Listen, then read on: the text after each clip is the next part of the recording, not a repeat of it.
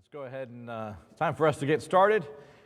We are rounding the corner in our final stretch of this class on minor prophets, half of the minor prophets rather, and so finishing up here with our study of Hosea, and we will be going through chapter 9, and the bulk of chapter 11 is our plan for this evening, and we'll see if we can achieve that goal. We have here the dates, writing as we've been going through this chronologically. We have, of course, the messages from the different prophets we've been talking about so far to give you a kind of a Cliff's Notes idea of what we're dealing with, what subject matter we have with these prophets. And looking now at our text tonight, beginning in chapter 9, verse 1, we have this command to not rejoice.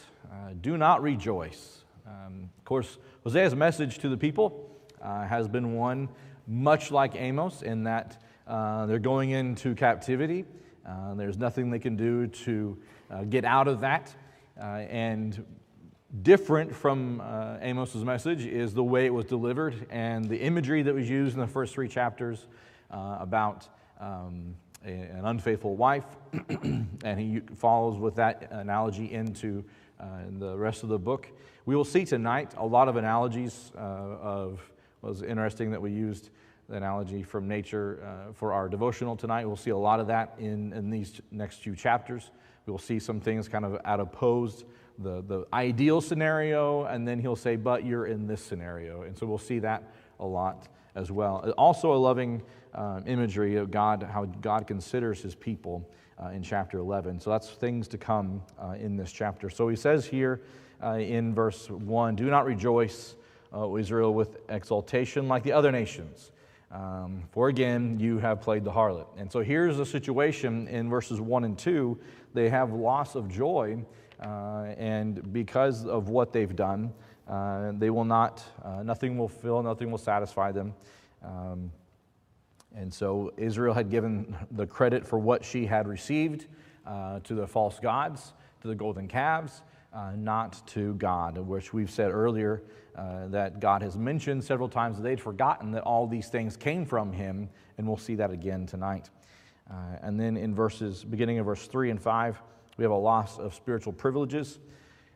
He says, they will not remain in the Lord's land. Whose land is it? The Lord's land. Is that do we always keep that in perspective? The things that belong to God? No, we don't. And they had not, right? So here we are in loss of spiritual practices. They will not remain in the Lord's land. They lose the land. But Ephraim will return to Egypt. And in Assyria, they will eat unclean food. So we will not have clean food either. Now remember, as we go through this study tonight, you'll see a lot of this Assyria and Egypt kind of thing. What does Egypt represent in this book and has represented even spiritually in the New Testament? What does Egypt represent? Slavery, bondage, right? We'll see that kind of used interchangeably, Assyria and Egypt. They are not going into Egypt. They are in fact going into Assyria, but he uses those interchangeably. So if you want to write just like arrow back and forth there. And so here we have loss of land and loss of clean food. And so and this will tie in down in verse 4 as well. They will not pour out drink offerings of wine to the Lord. Their sacrifices will not please him. Their bread will be like mourner's bread. For all who eat of it will be defiled, for their bread will be for themselves alone.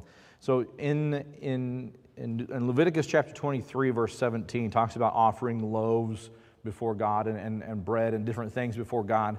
And God kind of sanctifying. We're offering the first fruits of their fields and of their produce to God, and God blessing that. In this case, he says what they're eating is just for their nourishment. I have nothing to do with blessing them in the food that they're receiving. And so they're talking about future scenario where they'll be in a land, foreign land. If you remember with Daniel, when Daniel went into captivity, what was it that they were trying to feed him? Were they trying to feed him and make sure he was maintaining his Jewish dietary laws when he went into captivity? No, they were not. And that will be the case for these people as well. And he's saying you're not going to be maintaining that. What you eat will not be clean. It'll just be for the body, and I'll have nothing to do with it.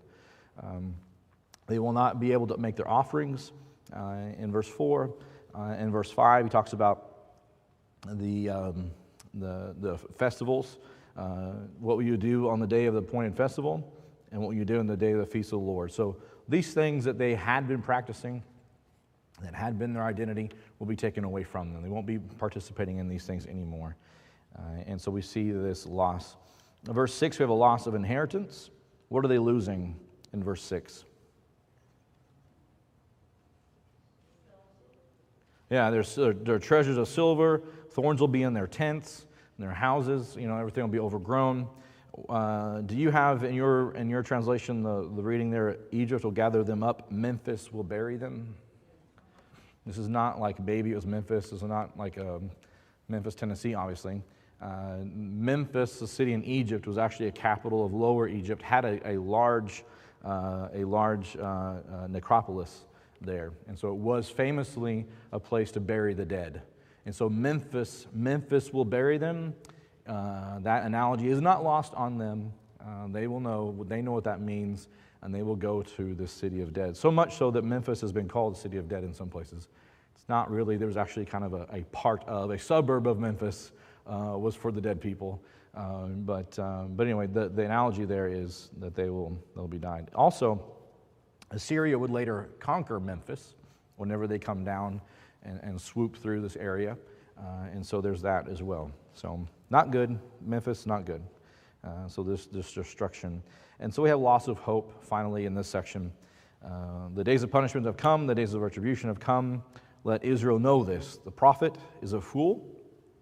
The inspired man is demented because of the grossness of your iniquity and because of your hostility is so great.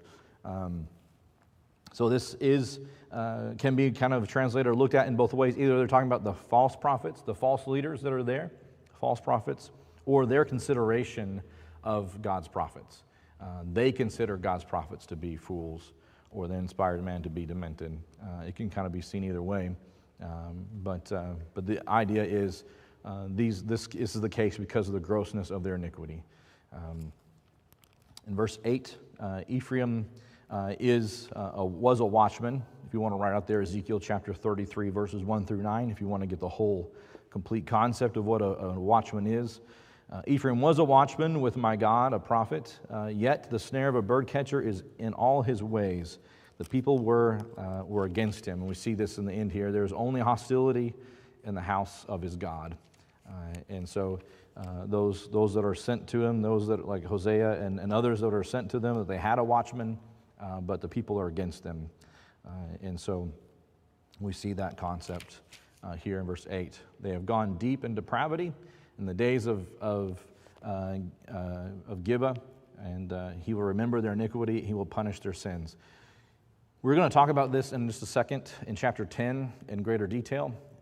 What we will see throughout this section of Scripture as well is that cities and different places are mentioned to bring to remembrance or to be an object lesson for them. This is one of those places.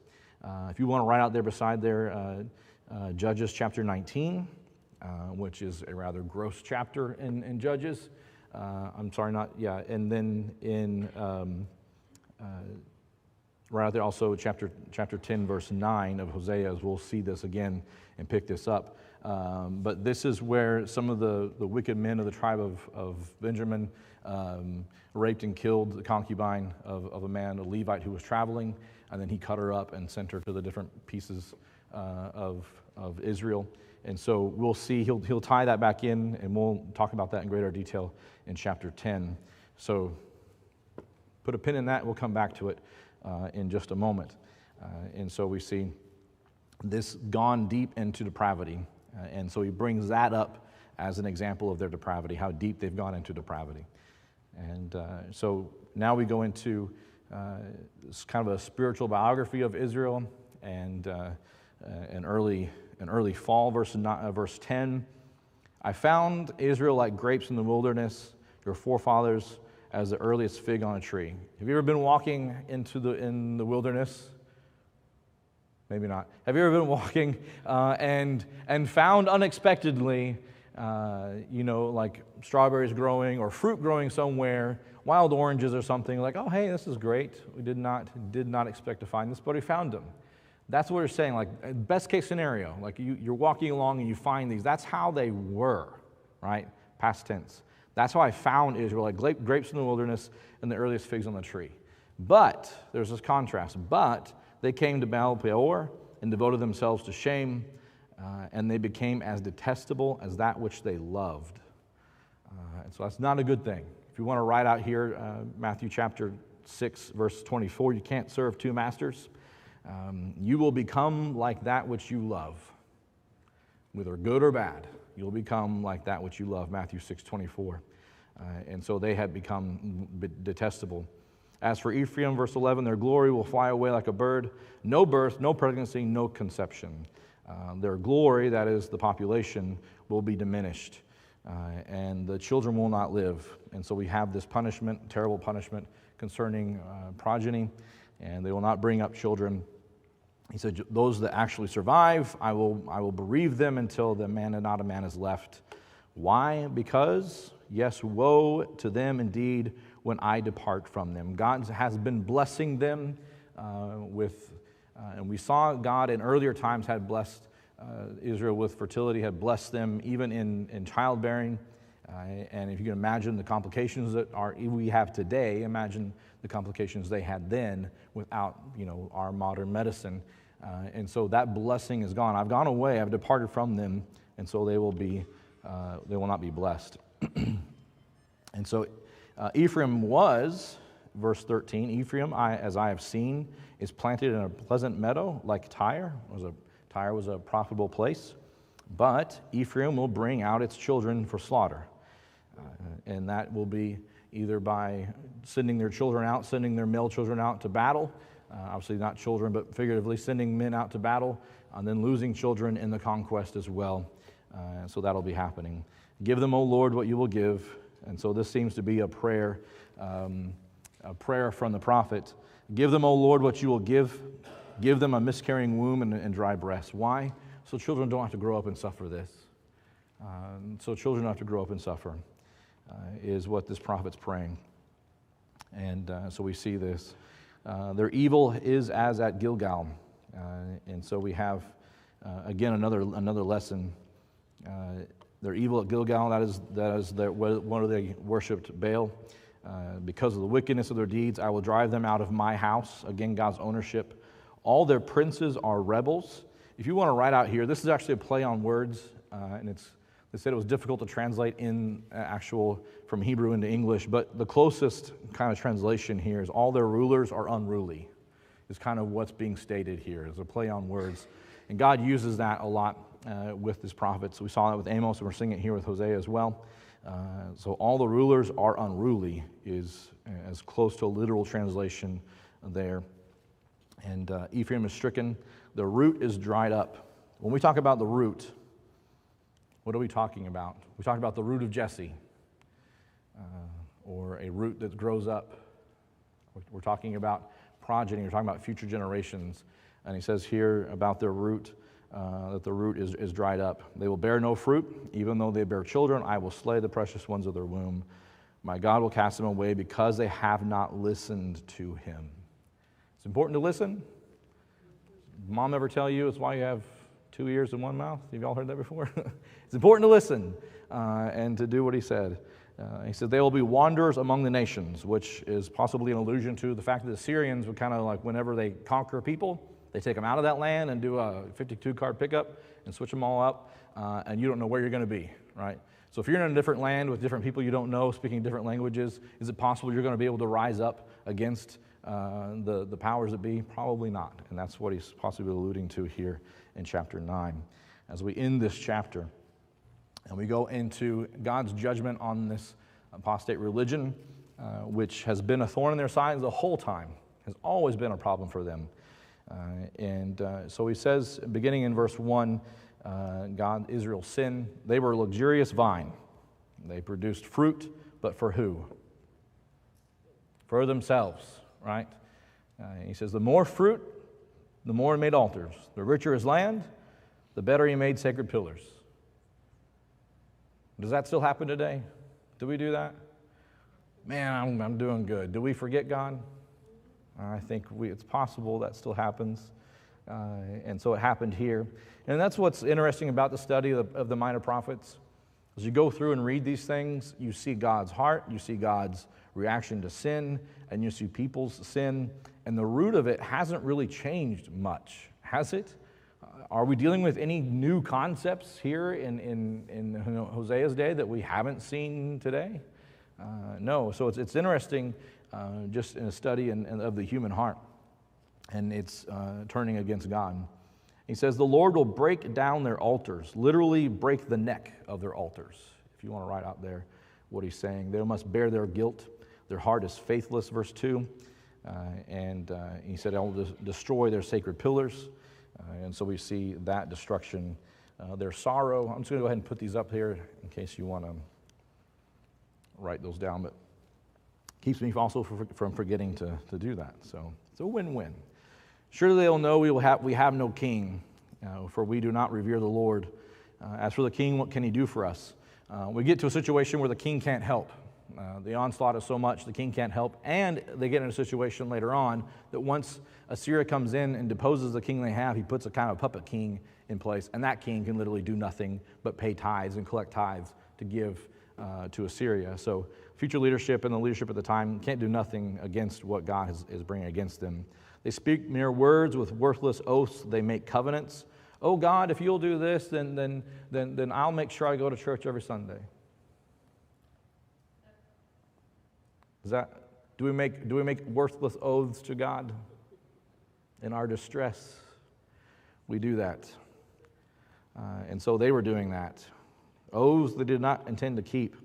Judgment sprouts like poisonous weeds in the furrows on the field. Seeds that were sown produce poison. The inhabitants of Samaria will fear, verse 5, for the calf of Beth-aven. What is the calf of Beth-aven, or the calf, rather? It's their golden calves, right? Their idols that they're worshiping. Indeed, its people will mourn for it. Here I have in the New American Standard, and it says, and its idolatrous priests will cry out over it. The word there, kemarim, is actually a term of derision. It's not a great word. Like it's meant to be a term of derision against the priests of this false religion. And so the glory is gone from it. Whatever they thought they were getting from it, it's obvious that it's not going to help them. The thing itself, that is the calves, will be carried to Assyria, and they'll be given as tribute to the king. And so the king is specifically mentioned here, and they'll be shamed because of it. Verse 7, Samaria will be cut off with her king like a stick. Some of your readings might have foam there, and other translations have foam.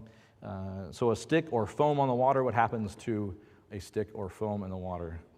On moving water, rather. It gets swept away, right? And so, that's what you do. When you go to water, you're supposed to throw sticks and rocks in it. And so we all know the lesson of what happens when you throw sticks into water. It usually gets swept away. And that's what he's talking about here. They're going to be swept away as well. The high places of Avon are iniquity. The sins of Israel will be destroyed. Thorn and thistle grow up. They will say in the mountains, cover us, and to the hills fall on us. Have you heard that before? That is a general reply to destruction. Luke chapter 23, verse 30, if you want to write out there, when Christ was talking about the destruction of Jerusalem, he said the same kind of concept would be said at the time. It's basically, I want to hide. Like there's no place to turn, just the mountains fall on me. Let me hide under the mountains. And that's the response to destruction. There's nothing really prophetic as much as it is just the destruction that's going to come and the response to that destruction as well. All right, here we are. I told you we were going to get here. From the days of Gibeah, you have sinned, O Israel. So from the days of Gibeah, which we look over in Judges, right? From the time of the Judges, you have sinned. So has there been a time when they were just super innocent and pristine and they were perfect? There's never been a time where they have been perfect.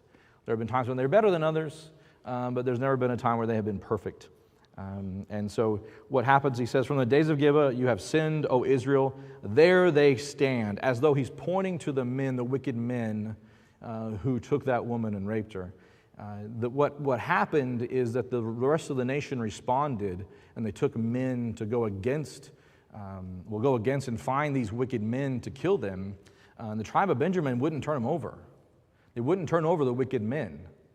And so God said, wipe them out. And so they went to battle and were killing thousands and thousands at a time. And every time the rest of the tribes would win, they would go back to God in tears and say, do we have to go against them again? And God said, yes, go against them again.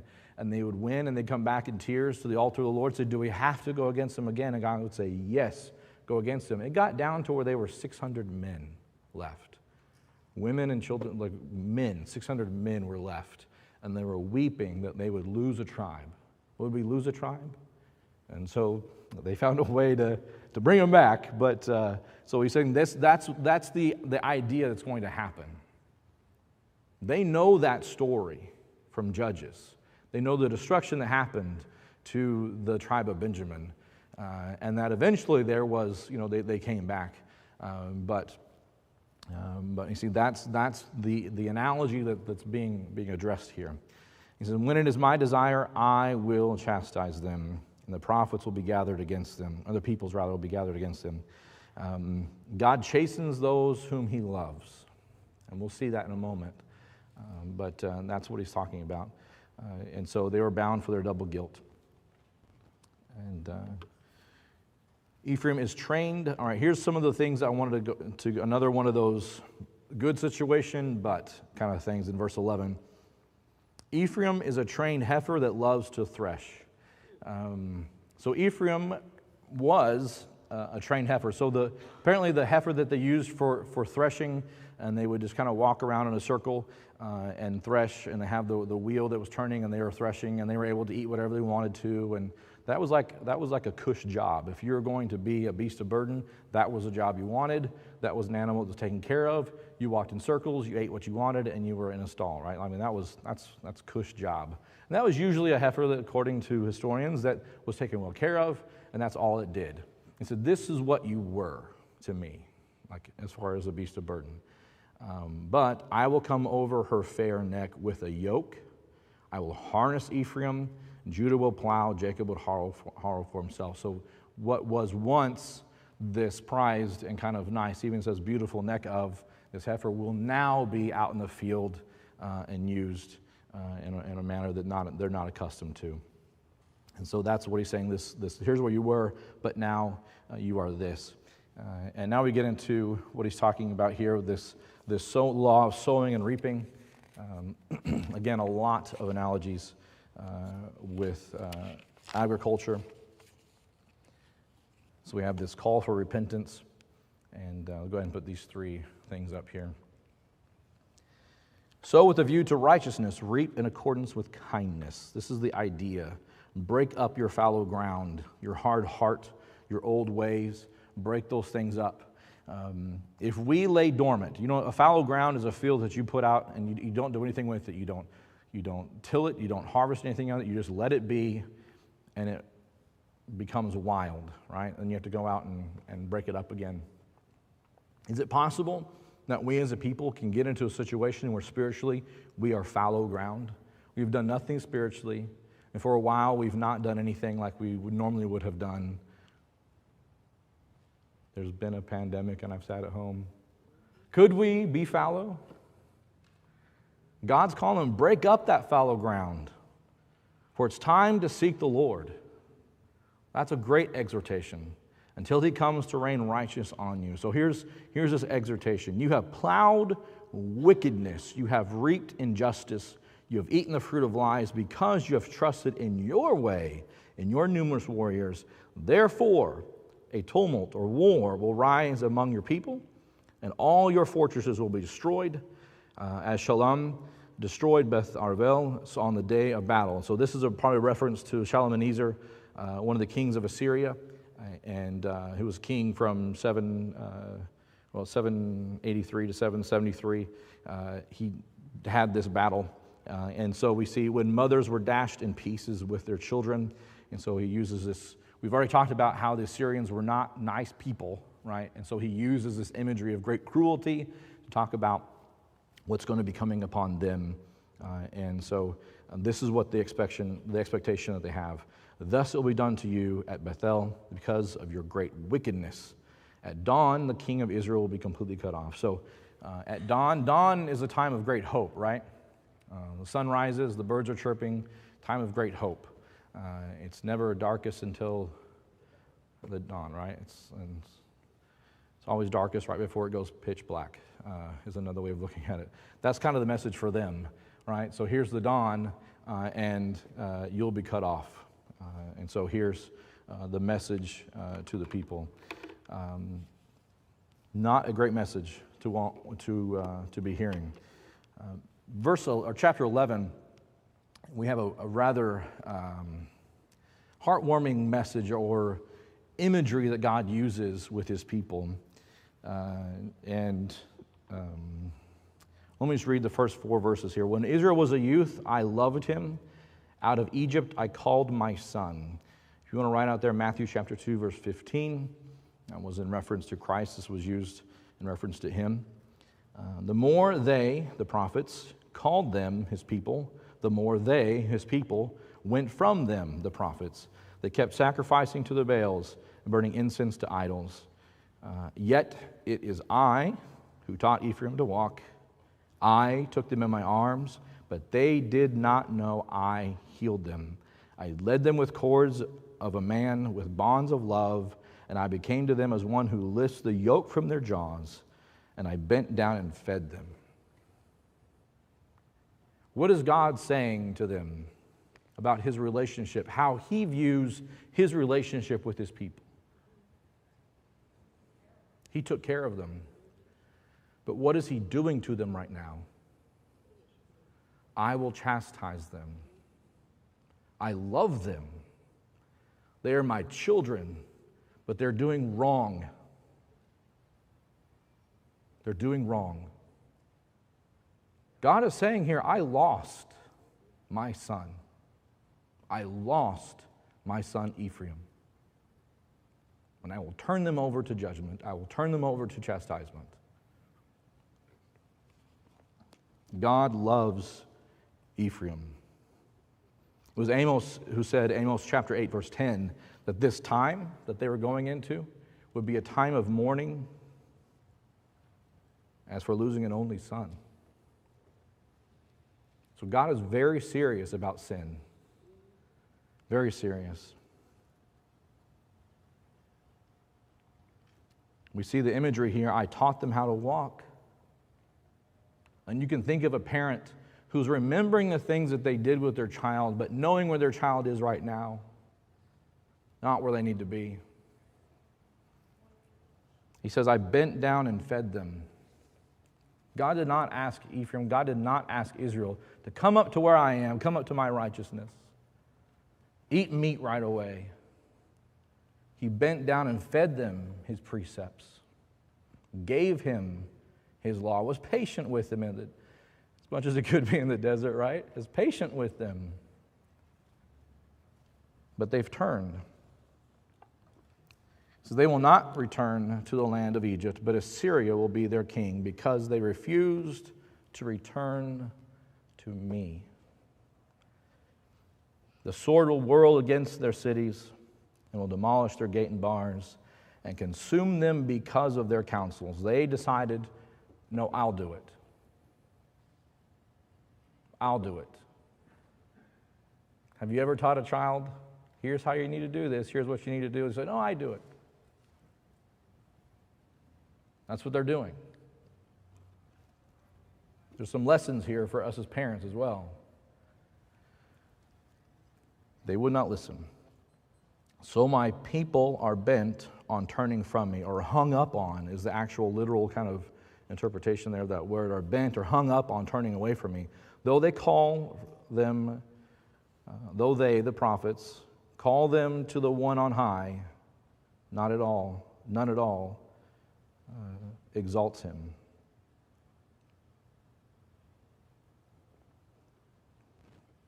Verse 8, how can I give you up, O Ephraim?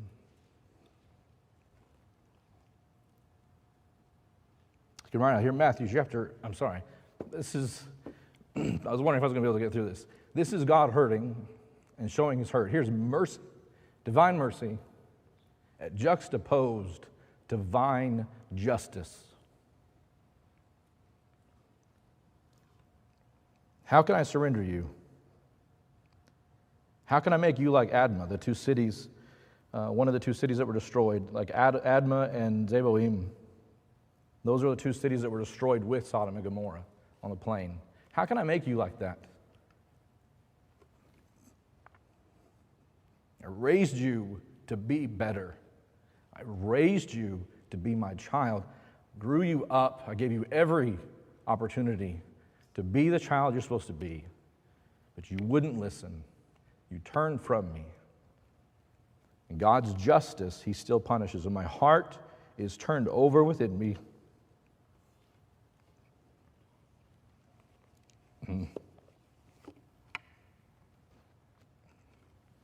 We must be serious about sin. We must be serious and understand when God says, I love you, and people say, well, how can he love me when he's done all these things against me? That is his love. I chasten whom I love. And we as parents don't do the same. What kind of parents are we if we don't do the same? Yes, ma'am. This is an image of God that we need to show the world. Yes. That as parents, as husbands and wives, because all we hear about now is God is love. Mm-hmm. And it's supposed to take care of everything. But like you said, he was hurting because he was so sad. Yep. His children had turned away from him. Yes, and this is something we need to show the world. That people's concept of, especially Old Testament God, is one of death and destruction. And here God is saying very plainly, I love them.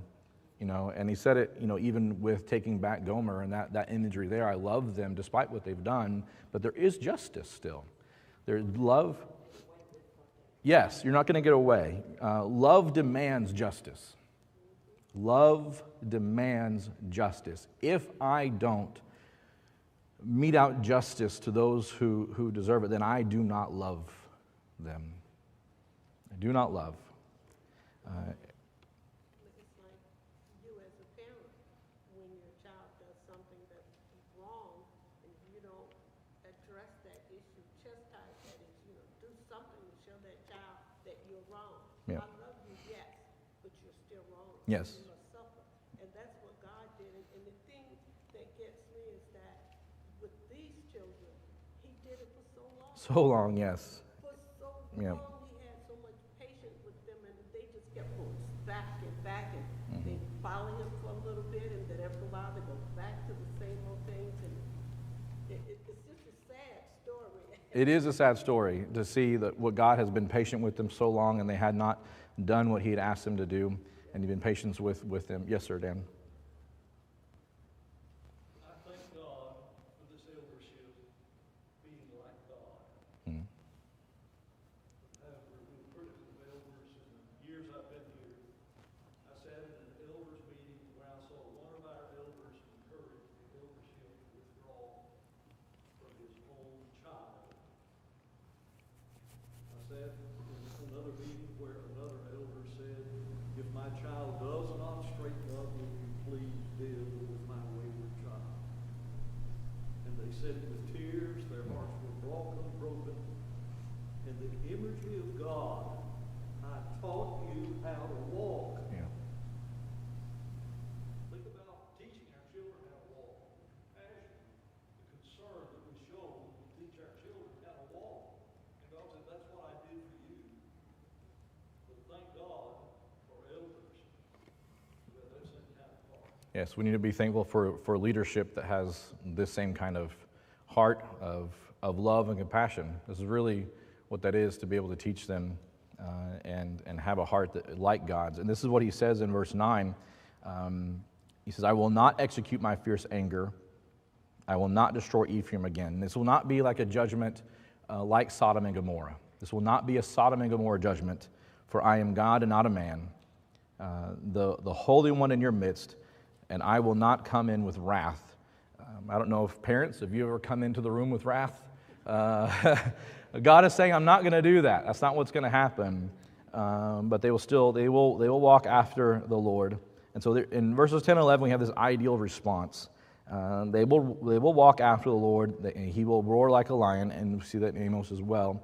Indeed, he will roar, and his sons will come trembling from the west. There's a time that they'll come back, and they will come trembling like birds from Egypt, out of bondage, and they will be like doves of the land of Assyria, and I will settle them in the houses, declares the Lord. So even with this idea that there will be judgment, you've not done what you've asked me to do, there will be punishment, but there will be a time where we come back. And that's the imagery even with children and raising children. You punish your children, but you reaffirm your love to them at the appropriate time as well. And God's saying that's going to happen as well here. So this is a great imagery here in this chapter.